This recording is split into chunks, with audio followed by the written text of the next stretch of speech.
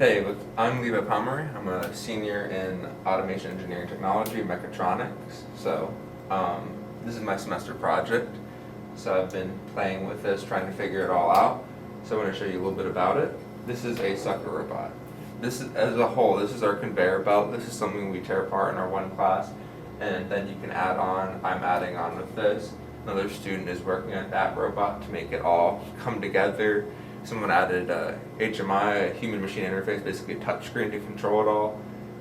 There's a lot of stuff here a lot of technology on this conveyor belt that you get to play with and learn on. For this one, there's a pneumatic portion to it because of the sucker. It's pneumatically actuated. It's got 2 stepper motors. You move it back and forth. It's here to just, pick up the Gatorade bottles. If they're too low or if they have a different color cap, it can all be configured by your program, and you can decide it, and they teach you how to do that. You end up shooting it all through a PLC program, which I'll show you a little bit of later, and there's a control box that has all the goodies and stuff to play with, and you learn through the curriculum. The curriculum is great and definitely teaches you how to play with, how to troubleshoot and use these different components, and then once you have a classroom understanding of them, you're given an opportunity to use them in a lab or in a more personal project type of matter. There's a senior project. I've used stepper motors in my senior project, and this is my semester project, so you get to play with all these different types of things, solenoids, HMIs. Like I said, PLCs are very common. You use motion control. You do a lot of motion control. You do process control stuff. You really hit all of it. I'll show this running now. If I actuate the up or the forward and back, it's moving like that. And then if I actuate it the other way, it'll move back.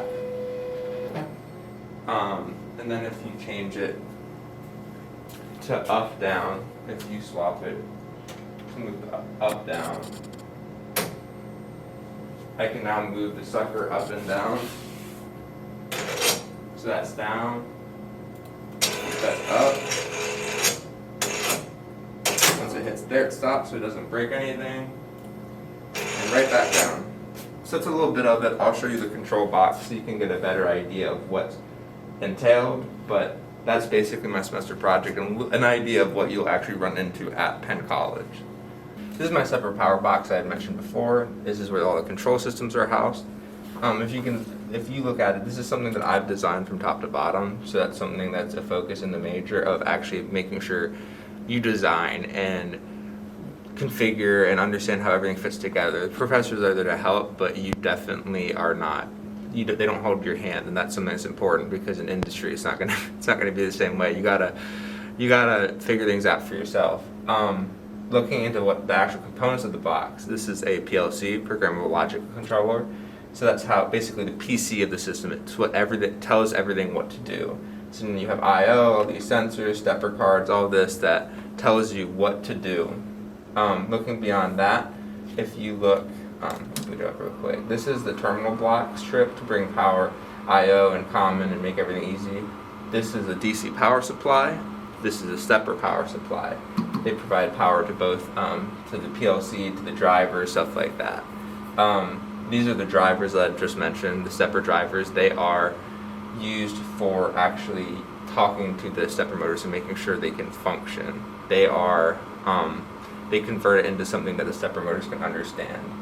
Beyond that, there's fuse blocks right here. They're designed for making sure the system can be safely troubleshooted and whatever if you need to turn it off. Instead of having to go to breakers far away, I can just flip those 2 switches, nice and easy. Now everything is dead in this box. So it's super easy and makes it a lot safer because you don't have to go running around. You don't have to be like, should I turn off the breaker or what? It's off. You can now do whatever you want. Safety is a big thing, both in the classroom and when you develop systems. Penn College definitely puts a focus on that. I would say there's no risk for injury in class despite working with industrial sized motors or whatever. it's definitely a culture of safety, and everybody tries to keep each other safe. I don't think that's something you should worry about. I think beyond that, once you learn all this, and like I said, the ability to be able to process stuff yourself, be safe, all that will give you a very good stepping point into industry.